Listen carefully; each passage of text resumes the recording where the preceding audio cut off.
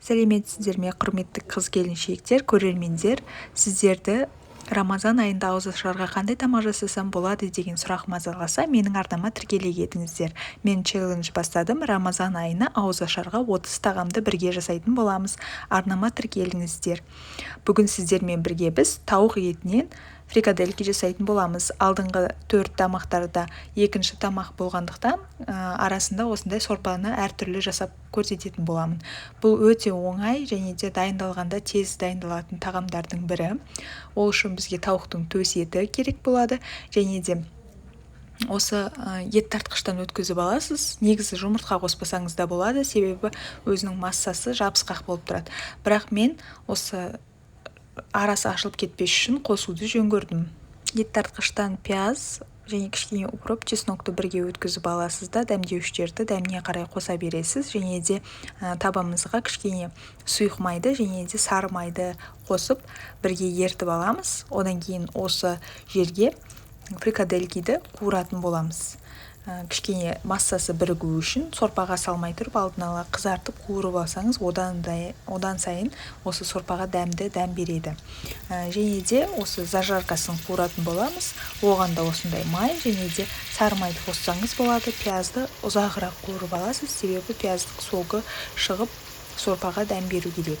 Және бөлек табада осылай фрикаделькиларды сыртын сары болғанша, пісу маңызды емес, сары болғанша жай қызартып қуырып аласыз. Және пияз сарғыштана бастаған кезде қасына негізі мына жерде укроп тұр, бірақ сельдерей қосқан дұрысырақ.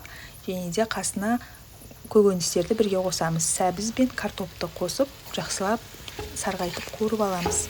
Кез келген бульон сорпалардың негізгі осы зажаркасының основасында осы пияз, сәбіз және де сельдерейді қоссаңыз, кез келген сорпаңыз дәмді болады.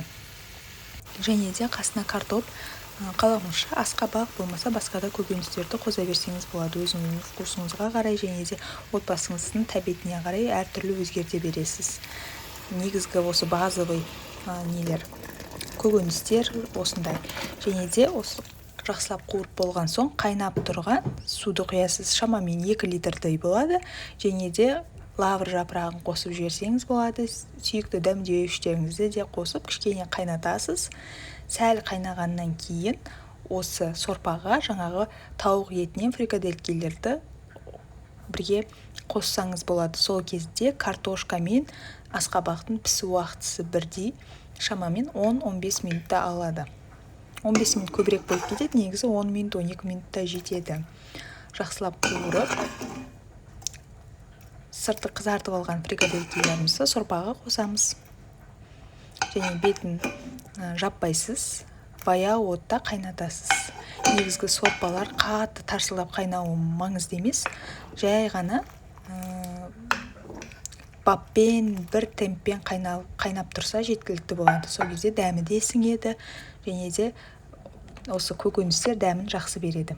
Тарсылдап қайнатудың қажеті жоқ, жай ғана осындай булька тетіп тұрса жеткілікті. Және осы сорпа қайнап піскеннен кейін қалған укроптарды қосып жіберсеңіз болады, әдемі дәм береді. Осы укроптармен бірге 1 минут қайнатасыз да, оттың асын сөндіріп, қақпағын қазанның жауып, жақсырап сорпаны тындырып қоясыз. Демалу керек. Шамамен 5-10 минутта демалса, осындай сап-сары әдемі түске еніп, сорпа өзінің бабына жақсырақ келетін болады. Мен шамамен 4-5 картоп қостым. Дәл осы сорпа 6-7 адамға шамамен жеткілікті болады. Яғни сіз ауызашарға да және де сәресіне де жеткізе аласыз осы тамақты. Отбасыңыздағы мүшелердің санына қарай көбейте берсеңіз болады порцияны өзіңіздің қалауыңыз бойынша. Және күнделікті екіншілік тағам жасайып жүргеннен кейін арасында жеңіл сорпада болғаны жақсырақ. Менің арнама тіркелмеген болсаңыз, тіркеліп, лайк басып, комментарийге қолдау білдіріңіз. Каналды қолдап кетіңіз. Көптеген рецептермен бөлісетін боламын. Және өзіңіздің сүйікті рецептіңізді жазыңыз.